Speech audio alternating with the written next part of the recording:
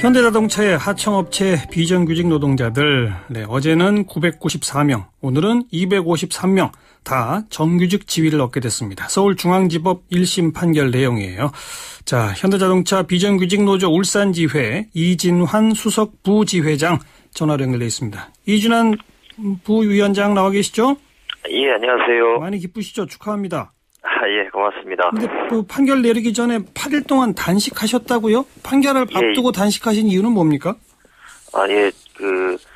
저희가 2010년에 대법 판결이 나오고 난 이후에 현대차가 불법 파견이라고 이제 판결이 나오고 난 이후에 그 근로자 지위 확인 소송을 냈습니다. 정규직의 지위를 확인하는 소송을 냈는데, 예. 이게 3년 10개월이 넘게 이제 1심에서 재판이 계류 중이었었고요. 예. 그 지난 2월 달에 1심 판결이 이제 예고가 됐었는데 한 차례 연기가 됐고, 아하. 예.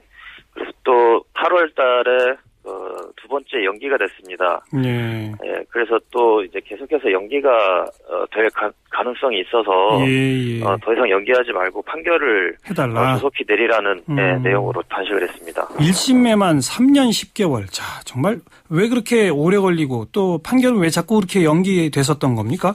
혹시 현대차 사측에서 자꾸 이렇게 늦춰달라 요구했나요? 예. 기본적으로 인원이 좀 많아서 재판 좀 길어지긴 했지만, 예. 판결이 처음에 선고가 잡히고 나서부터 계속해서, 현대자동차에서 추가로 그러니까 자료들을 제출하면서 이제 판결이 연기되고, 또 특히 지난번에 8월달 선고 같은 경우에는, 추가적으로, 그러니까, 소송 취하서를 제출을 하면서 예. 의도적으로 그 판결을 좀 늦추고 이랬었습니다. 저는 현대자동차에서. 사측에서 말이죠. 네. 예. 네. 어제 994명, 오늘 253명. 사실 그 판결의 내용은 다 똑같은 거죠? 예, 그렇습니다. 예. 한마디로 판결의 내용이 뭐라고 정리가 되는 거죠, 그러니까?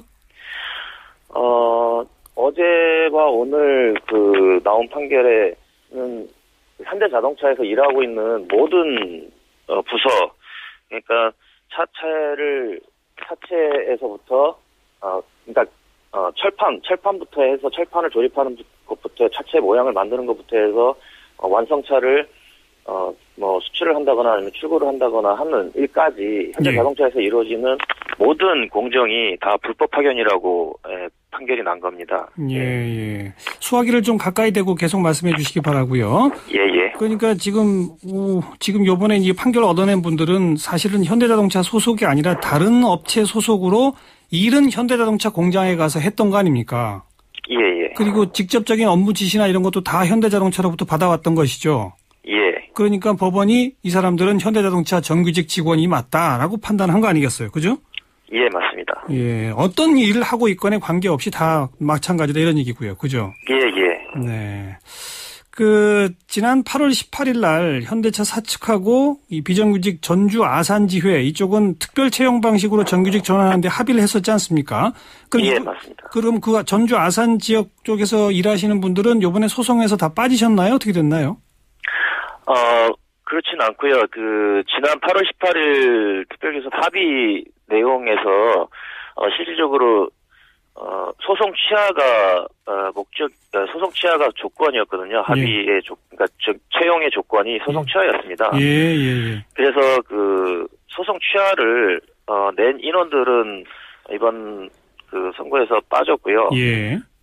취하서를 내지 않은 사람들은 모두가 다 판결이 나왔습니다. 그래서 아산 전주도 같이 판결이 나왔습니다. 그렇군요. 예. 이렇게 1심에서 승소하리라고 분명히 확신하셨겠죠?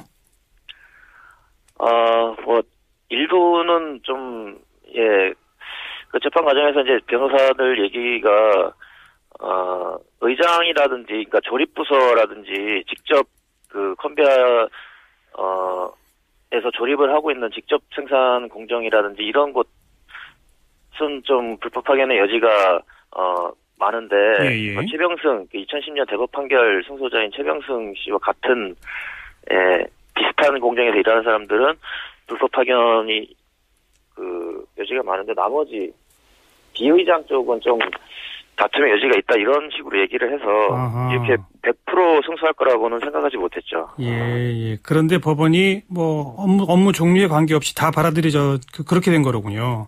예. 네. 그동안 현대차 측은 이렇게 개별적으로 소송을 제기해서 승소를 하더라도 그건 개별적인 사례일 뿐이다. 이러면서 계속 뭐 전체 비정규직을 정규직화한다거나 이런 노력을 안 해왔었는데 이번에 이렇게 어떤 의미에서는 대규모 판결이 내려졌는데 사측은 지금 어떤 반응을 보입니까? 뭐 혹시 항소한답니까? 그 얘기는 못 들으셨나요? 예, 아직까지 뭐 구체적으로 항소 얘기는 뭐 들은 적은 없는데 이미 그 예전부터 1심 선고가 나오면 1심 판결이 나오면 항소하겠다라는 입장을 계속해서 얘기를 했었습니다. 그래요. 그래서 뭐 항소를 할 것 같고 지금 어제 언론에 나온 것은 지금 계획되어 있는 신규 채용을 2016년까지 신규 채용 4,000명을 계속해서 할 것이다. 예. 뭐 이렇게 나오긴 했는데 저희는 아마도 항소를 할 것이라고 생각을 하고 있습니다. 예. 그래도 그 지난번에 전주 아산 지회하고 뭐 특별 채용 방식의 어떤 합의까지 한 걸 보면 사측도 뭐 초기보다는 조금 입장 변화가 있는 거 아닙니까? 저희는 그 신규 채용을 불법 파견을 축소하고 그 불법 파견의 여지가 있는 그 소송의 여지가 있는 사람들을 정규직으로 신규 채용 방식으로 빼가는 거라고 저희는 판단을 하고 있습니다. 그래서 현대자동차에서 불법 파견의 규모를 축소하는 것으로 이렇게 판단을 하고 있는 것이죠. 그것이 이번에 모든 공정에서 그 불법 파견이라고 판결이 나오면서 그 현대차의 그 신규 채용은 불법 파견을 축소하고 소송인단을 빼가는 것이 확실해졌다라고 저희는 생각을 하고 있습니다. 그러니까 신규 채용하는 방식이 아니라 기존에 그 재직하셨던 것까지 다 인정받는 그런 식으로 되어야 한다 이런 말씀이신 거죠? 예, 그렇죠. 저희가 이제 법에 나와 있는 대로 2년 이상 된 불법 파견 노동자들은 정규직으로 전환하라는 내용 그리고 그것에 대한 법에 나와 있는 대로 받을 수 있는 권리들이나 이런 것들을 박탈하고 신규 채용으로 하는 것들 이제 이런 것들을 회사는 지속적으로 하려고 했었던 것이죠. 예.